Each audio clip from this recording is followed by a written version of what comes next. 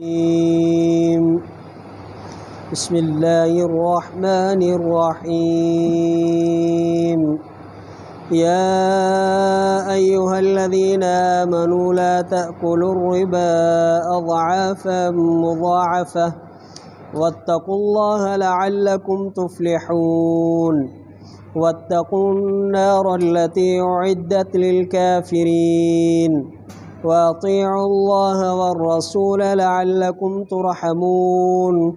وسارعوا إلى مغفرة من ربكم وجنة عرضها السماوات والأرض أعدت للمتقين الذين ينفقون في السراء والضراء والكاظمين الغيظ والعافين عن الناس والله يحب المحسنين.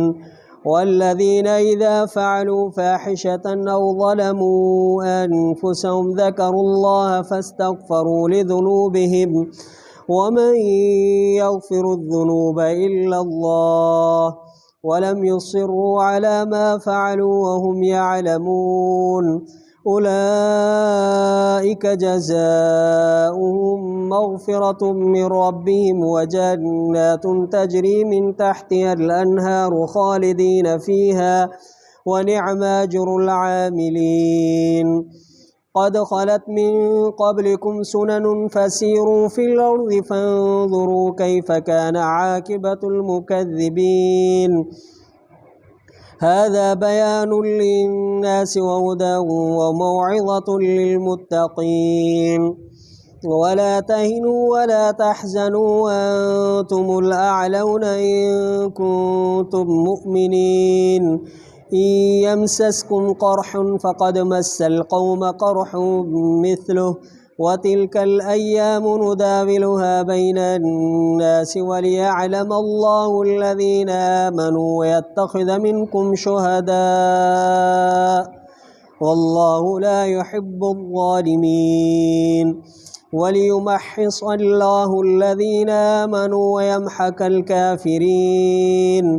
أم حسبتم أن تدخلوا الجنة ولما يعلم الله الذين جاهدوا منكم ويعلم الصابرين.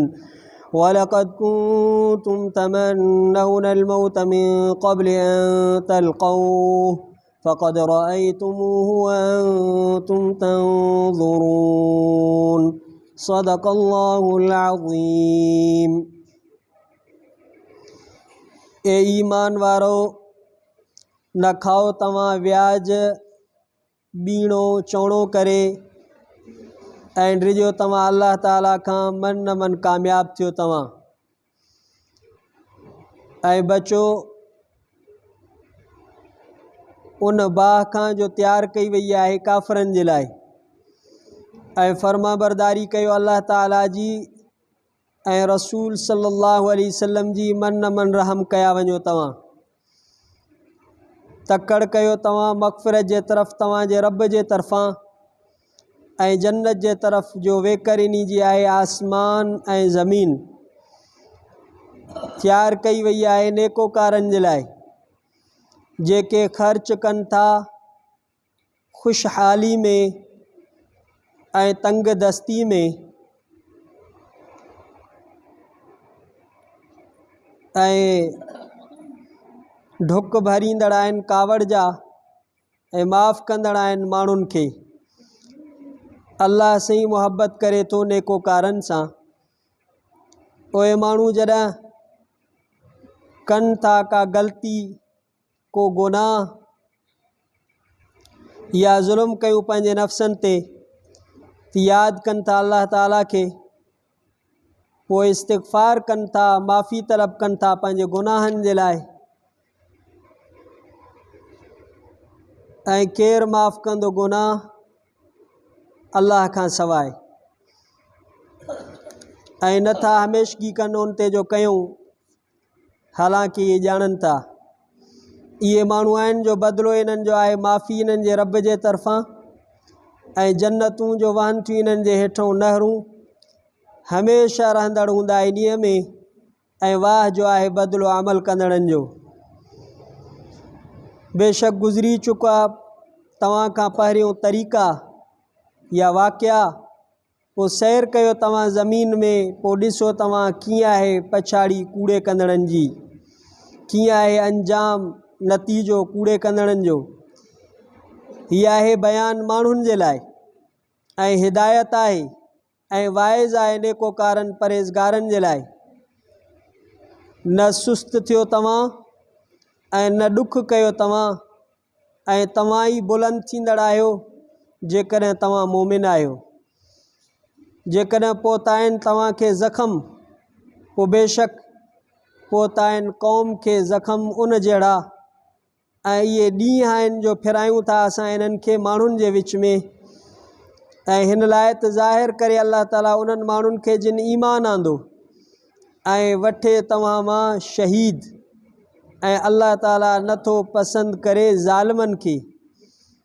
ऐं हिन लाइ त पाक करे अल्लाह ताला उन्हनि माण्हुनि खे जिन ईमान आंदो ऐं ख़तमु करे मिसारे काफ़रनि खे।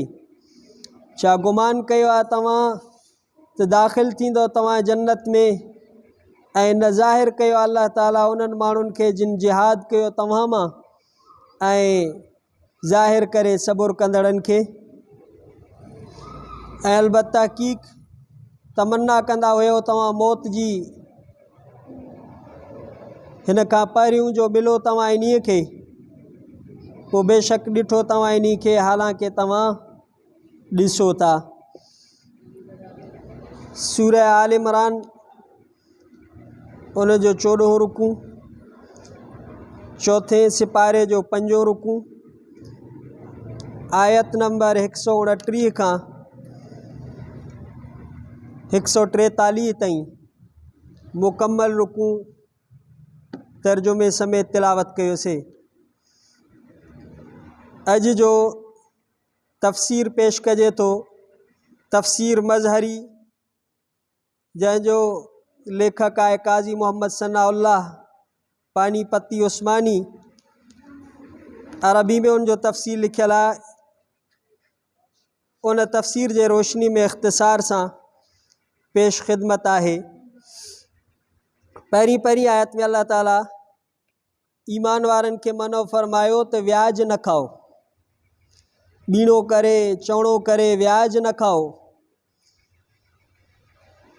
व्याज तबाही जो सबबु आहे, नाकामी जो सबबु आहे, अल्लाह जे रसूल सल्लल्लाहु अलैहि वसल्लम सां जंग जो सबबु आहे।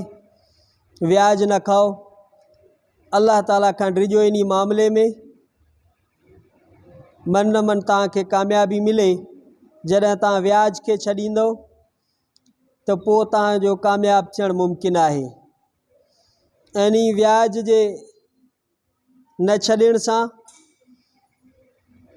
जहन्नम में वेंदो। अल्लाह ताला फरमाए पंहिंजो पाण खे अहिड़ी बाह खां बचायो जेका काफ़रनि जे लाइ तयारु कई वई आहे। हक़ीक़त में जहन्नम बिज़ात काफ़रनि जे लाइ तयारु आहे, बिल अर्ज़ उसात मोमिनीन जे लाइ, यानी जेके नाफ़रमान मोमिन आहिनि उन्हनि खे बि इन जहन्नम में सज़ा भोगणी पवंदी। व्याज जे खाइण सां दिलि में सख़्ती पैदा थींदी आहे, दिलि में कारह ऐं मेरह पैदा थींदी आहे, जेका बसा औकात माण्हू खे कुफ़र ते पहुचाईंदी आहे। पोइ कुफ़र वरी माण्हू खे हमेशह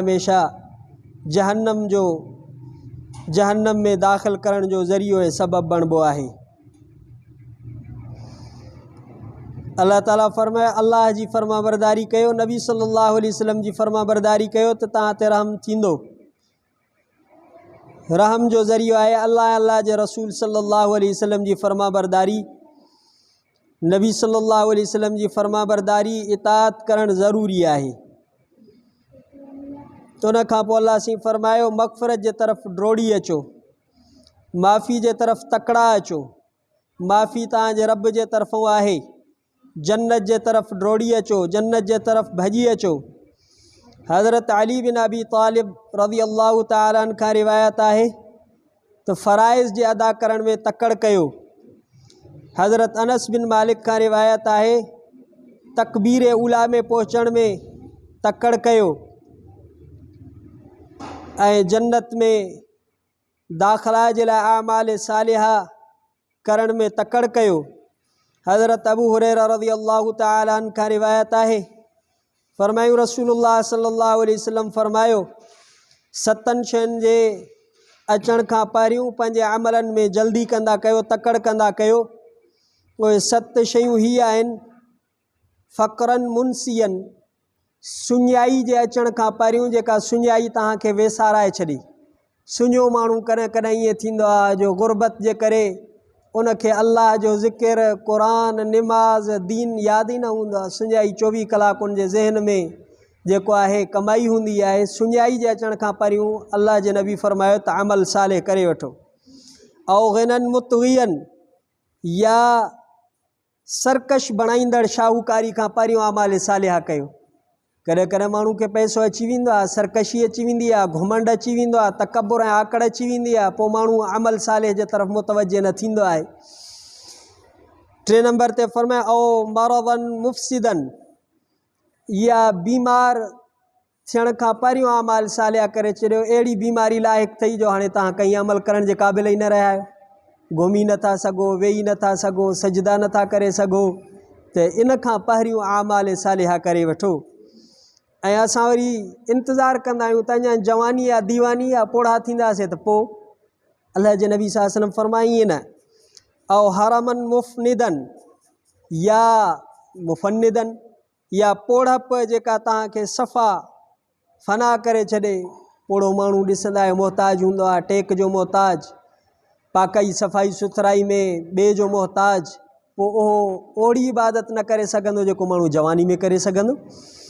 औ मौतन मुजहज़न, या मौत जेका तव्हांजे लाइ तयारु थियल आहे, मौत अची वञे पोइ हाणे पेशेमानी माण्हू करे त जेकॾहिं ज़िंदगी मिले त मां अमल कयां। अविद दज्जाल, या दज्जाल जे अचण खां पहिरियों फ़इन्नहु शर्रुन मुंतज़रुन, पोइ इहो शर आहे जंहिंजो इंतज़ारु आहे। या क़यामत जे अचण खां पहिरियों अमाल सालिहा करे वठो। क़यामत ॾाढी ॾुखी आहे, ॾाढी कड़ी आहे। अचानक क़यामत अची वञे पोइ माण्हू हाणे तमन्ना करे त अमल कयां। इन्हनि शयुनि खां पहिरियों अमल करे वठो। ऐं जन्नत जे तरफ़ डोड़े अचो, जहाँ जन्नत जी कुशादगी ऐं वेकर आहे।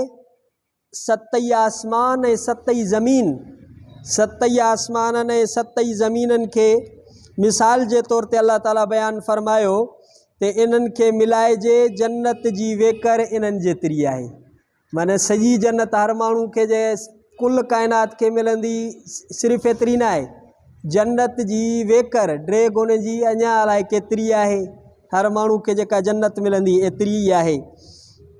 हिकिड़ी रिवायत में अचे थो त नबी सल्लल्लाहु अलैहि वसल्लम सोइल अनस बिन मालिक अनिल जन्नत, हज़रत अनस बिन मालिक खां जन्नत जे बारे में सवाल कयो वियो त इहा आसमान में आहे या ज़मीन में आहे, या कहिड़े ज़मीन में आहे, कहिड़े आसमान में आहे, पोइ काथे आई आहे? फरमाइत फ़ौक़ समावात सब तहतल अर्श, अर्श जे हेठों 7 आसमाननि जे मथों जन्नत आहे। ऐं वक़ाल कतादा कानू यरौन अनल जन्नत फ़ौक़ समावात सब व इन जहन्नम तहतल अर्दीन सब, त जन्नत जेको आहे 7 आसमाननि जे मथों आहे ऐं जहन्नम 7 ज़मीननि जे हेठों आहे।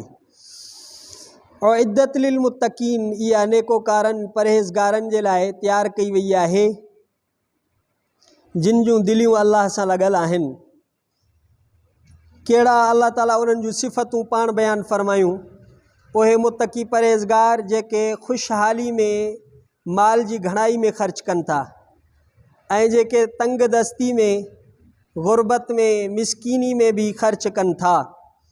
हदीस पाक में ईंदो आहे, नबी सल्लल्लाहु अलैहि वसल्लम फरमाए त सख़ी अल्लाह जे वेझो हूंदो, जन्नत जो बि वेझो आहे, ऐं माण्हुनि जे बि वेझो हूंदो, जहन्नम खां परे आहे। बख़ील अल्लाह खां बि परे आहे, जन्नत खां बि परे आहे, माण्हुनि खां बि परे आहे। ऐं जाहिल सख़ी अल्लाह जे तरफ़ महबूब आहे, आबिद बख़ील खां। इन्ही खे ॿी रिवायत में अचे थो त हज़रत इब्न अब्बास खां आहे, सख़ा हिकिड़ो वण आहे जन्नत जे वणनि मां, उन जूं टारियूं दुनिया में आहिनि, जेको इन जे टारी खे वठंदो त इहा टारी उनखे जन्नत में वठी वेंदी। ऐं बुखुल हिकिड़ो वण आहे जहन्नम जे वणनि मां, उन जूं टारियूं लड़कियल आहिनि दुनिया में, जेको इन जे टारी खे वठंदो त इहा टारी उनखे जहन्नम जे तरफ़ वठी वेंदी। वल काज़िमीन अल ग़ैज़, नेकोकारनि जी परहेज़गारनि जी ॿी सिफ़त इहा आहे त कावड़ खे पी था वञनि।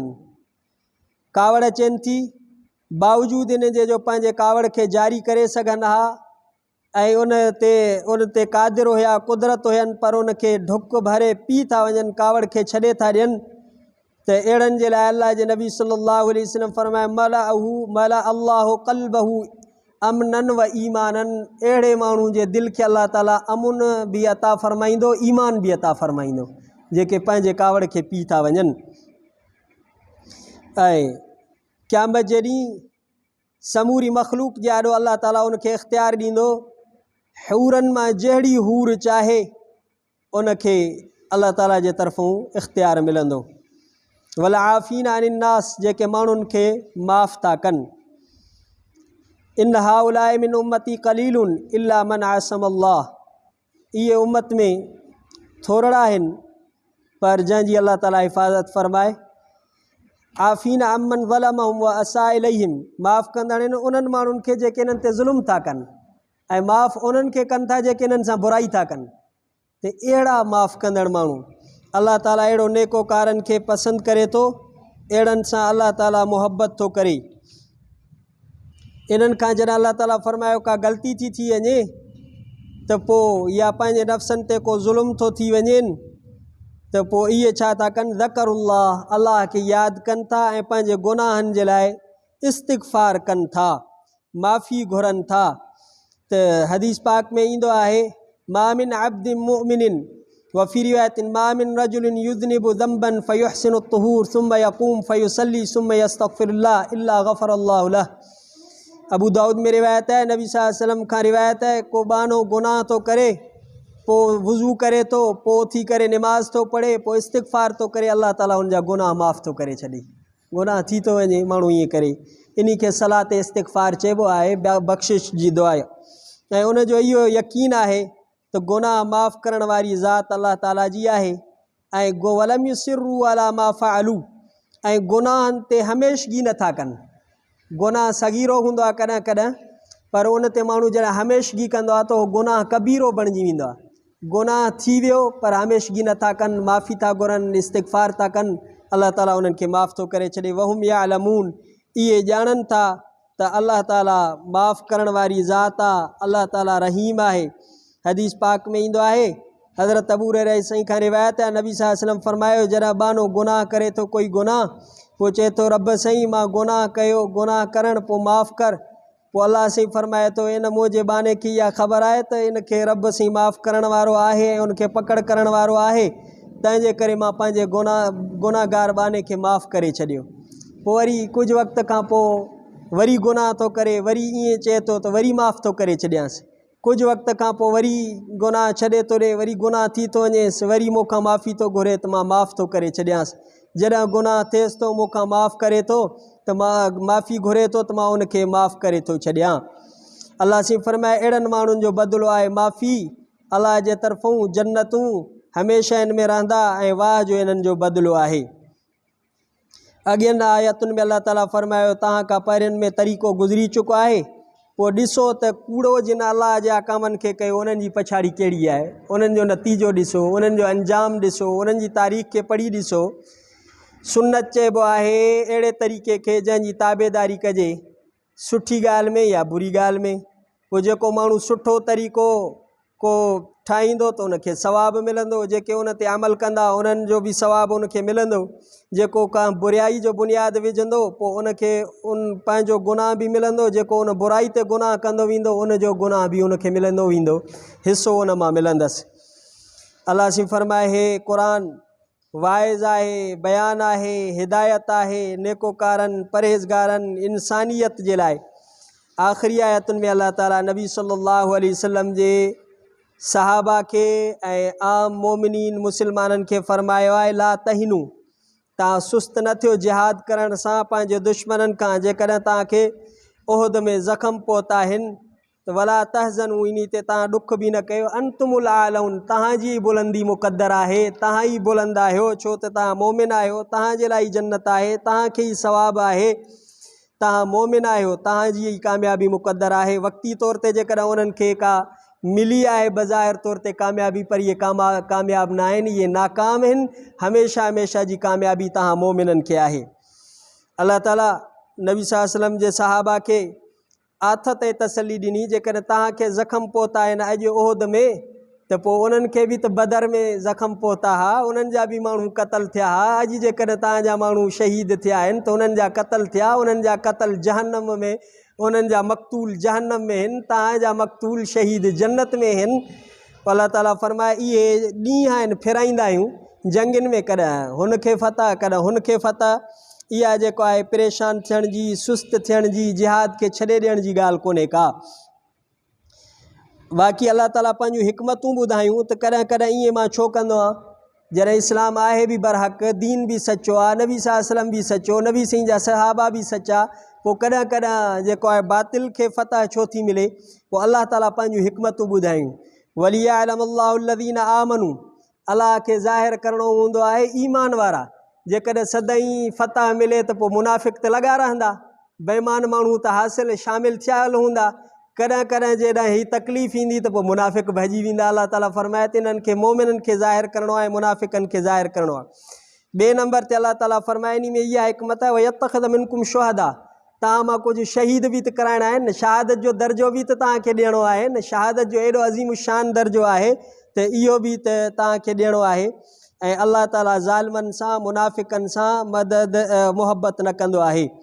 आख़िरी हिसे में अल्लाह ताला फरमायो टें हिकमत अल्लाह ताला जी इहा हूंदी आहे, लियुमहिसल्लाहु अल्लज़ीन आमनू, ताकि अल्लाह ताला ईमान वारनि खे पाक बणाए ऐं काफ़रनि खे जेको आहे नेस्त नाबूद करे। काफ़र ज़ाहिर थी पवंदो, वाक़ो थी पवंदो, तंहिंजे करे। चौथे नंबर ते अल्लाह ताला फरमाए तव्हां गुमान कया त बसि जन्नत में ईअं दाख़िल थी वेंदो, बसि तव्हांजो कोई इम्तिहान कोन्ह थींदो, जिहाद कोन्ह थींदो, तव्हां ते का फ़राइज़ लागू न आहिनि, बसि ईअं जन्नत में वेंदो, कलमो पढ़ियो बसि। अम हसिब्तुम अन तदख़ुलुल जन्नह, तव्हां ईअं सम्झो आहे त जन्नत में हलिया वेंदो। अल्लाह साईं मुजाहिदनि खे त ज़ाहिर करे न, साबिरीन खे त ज़ाहिर करे न, कहिड़ा सबुर था कनि, कहिड़ा जिहाद था कनि। तंहिंजे करे इहो जिहाद जो रस्तो आहे, इहो क़िताल जो रस्तो आहे, कॾहिं जेको आहे तकलीफ़ जो रस्तो आहे। पोइ अल्लाह ताला फरमाए त अॻु में त तव्हां तमन्ना पिया कयो मौत जी, तलाह जे रस्ते में वञूं, शहीद थियूं, लड़ूं, हाणे वरी जेको आहे इहो मौत जो मैदान लॻो आहे त सुस्त छो था थियो। तव्हां बुलंद आहियो, तव्हां कामयाबु आहियो।